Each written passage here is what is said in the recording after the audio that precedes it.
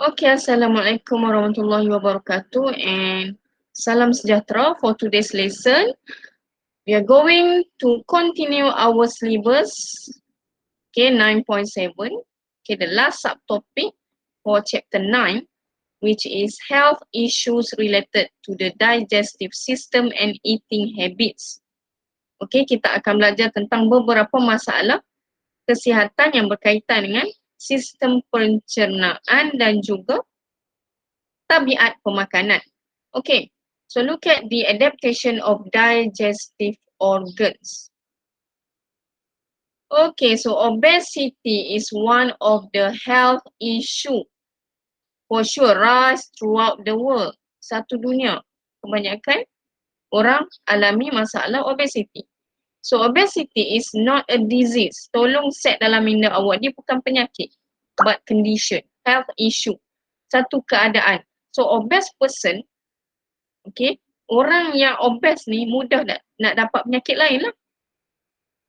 And obese people actually can manage their diet. Okay, management of diet, maybe exercise.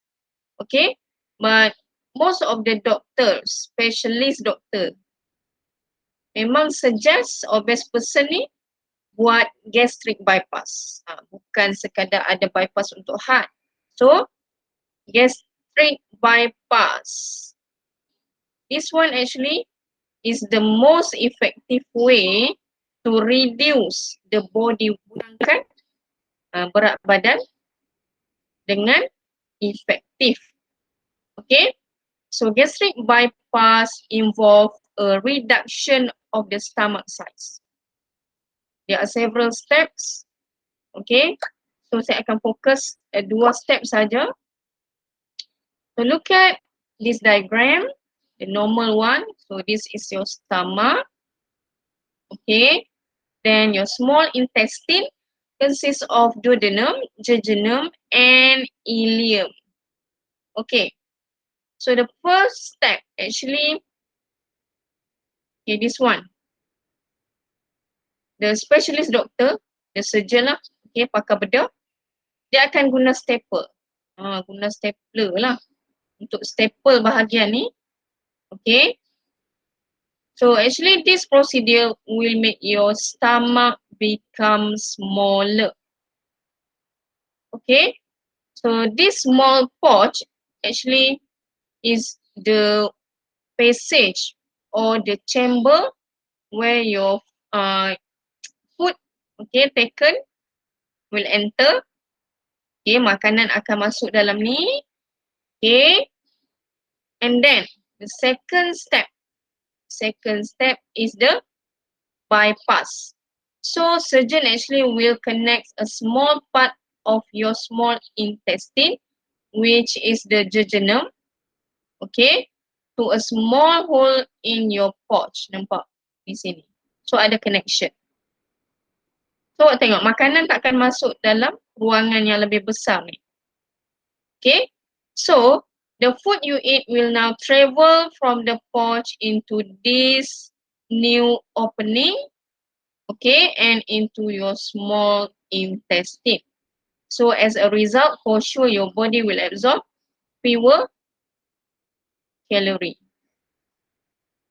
Okay, so even tidak dinyatakan secara jelas dalam buku awak, tapi hopefully awak fahamlah konsep yang saya terangkan ni. Okay, soalan kebat biasanya awak perlu berfikir luar kotak. So for sure ada long term effect. Sebab dah alter size perut, dah alter, bila alter size, for sure makanan tu dia takkan dihadam sepenuhnya.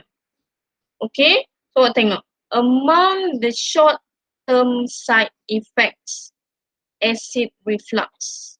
Okay, for sure juga saya rasa awak pernah dengar istilah GERD, G-E-R-D. Kalau tak pernah boleh Google.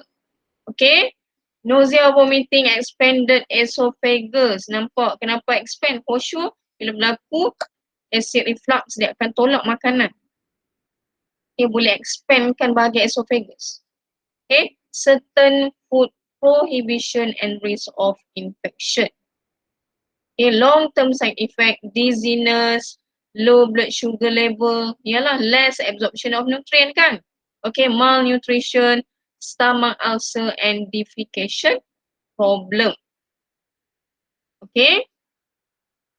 So next look at the health issues related to defecation. Okay, apa masalah berkaitan dengan penyah tinjaan ni, pembuangan air besar ni? Okay, I've mentioned before, saya dah terangkan sebelum ni. The food class that is most important for defecation process is fiber. Mesti ada serat, roughage, pelawas.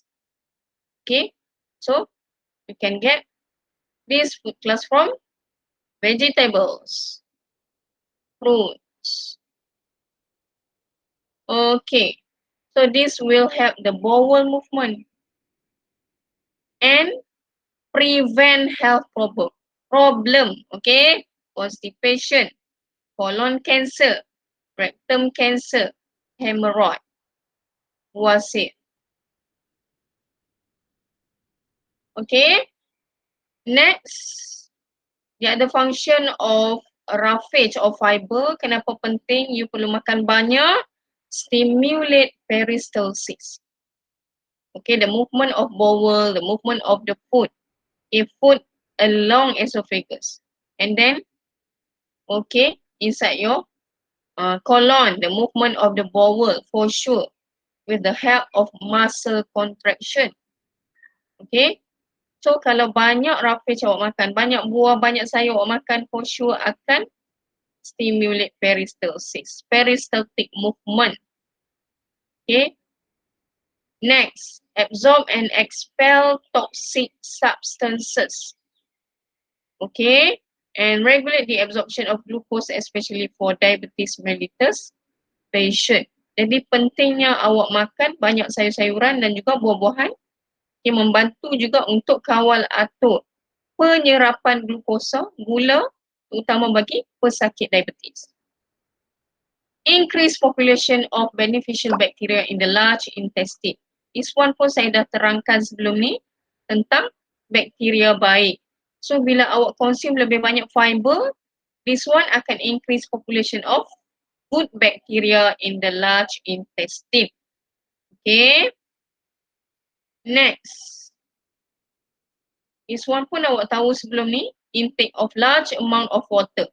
This can help to soften the feces. Okay, membantu melembutkan tinja di dalam large intestine. So, allow defecation to occur smoothly. Okay, lebih lancar. Okay. Okay, last page for chapter 9.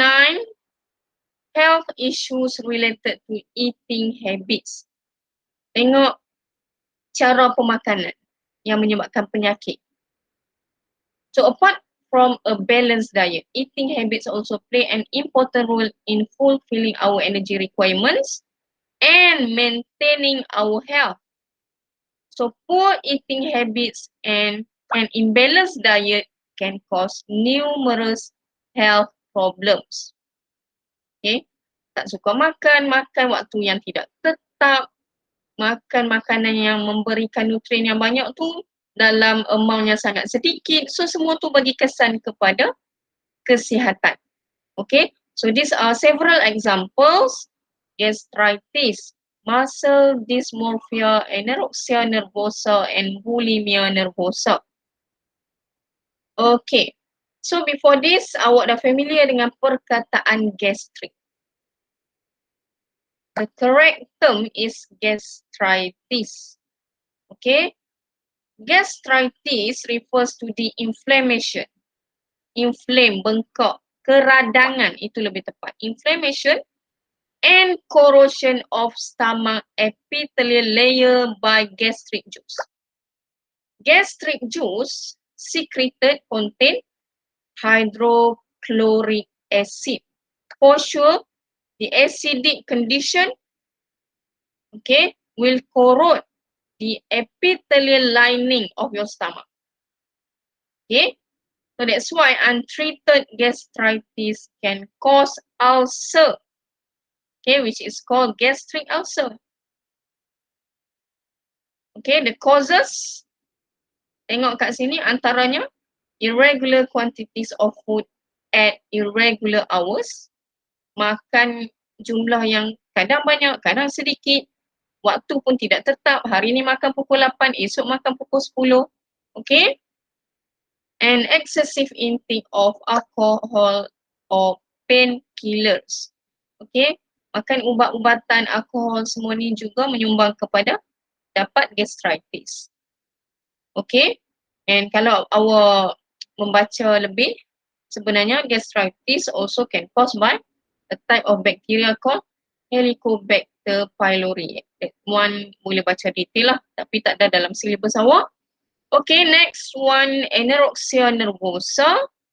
This one is quite common, okay, among teenagers, okay, especially girls yang rasa digemuk, dia tak nak makan banyak. So, dikurangkan makan sangat sedikit. Okay, so anorexic, the patient with anorexia nervosa called anorexic, okay, will avoid food to achieve their ideal body weight. Takut nak makan. Okay, anorexia, bulimia and muscle dysmorphia actually diseases that are related to psychological problem. Memang masalah, dia rasa dia tak nak makan, dia takut gemuk. Okay, this one pun rasa bersalah lepas makan. This one pun rasa dia tak capai growth yang dia nak. That's why melibatkan psikologi. Okay, so they also suffer from psychological problem. Okay, at the same time, for sure, nutrient deficiency because the normal digestive system is affected. Most of the anorexic, okay, have irregular menstrual cycle. Okay, maksudnya imbalance hormone. Bagi kesan lah sebab nutrien tak cukup. Okay. Bulimia nervosa.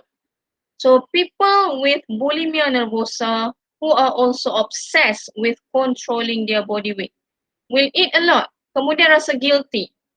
Okay. So they will vomit out the food that they have eaten. Kalau diorang tak paksa purging, okay. Purging ni paksa makanan keluar balik. Muntahkan semula makanan. So kalau tak purge and then dia tak vomit, dia akan makan laxative, ubat julak, laxative. So for sure akan menyebabkan cirit-birit, diarrhea. So long term, apa kesan kepada pesakit bulimia nervosa? They may suffer from dehydration. Okay, cirit-birit memang akan buang air yang banyak melalui tinja, melalui feces, nutritional problems and eventually cardiovascular disease or kidney failure. Okay, this one actually yang menyebabkan water retention, okay, in the body cell. Okay, can lead to hemorrhage. Hemorrhage ni adalah blood clot. Okay, blood clot. Jadi, effect lah transportation of oxygenated blood. Cuma tak belajar detail this one. Okay, ingat saja boleh menyebabkan penyakit cardiovascular disease. Okay, and the last one, muscle dysmorphia. So some individuals feel that their size is small with not enough growth. Terutama yang lelaki lah. Kalau tadi anorexic ni biasanya girls. So this one boys ataupun men. So dia rasa badan dia tak sasa. Not enough growth. So they will carry out extreme weight lifting training and exercise. Nak bina otot. Ya, awak boleh google ni. Memang berotot lah badan. Just like orang bina badan tu. They will consume steroid. Okay, synthetic drug. Muscle building supplement. So, untuk membina kan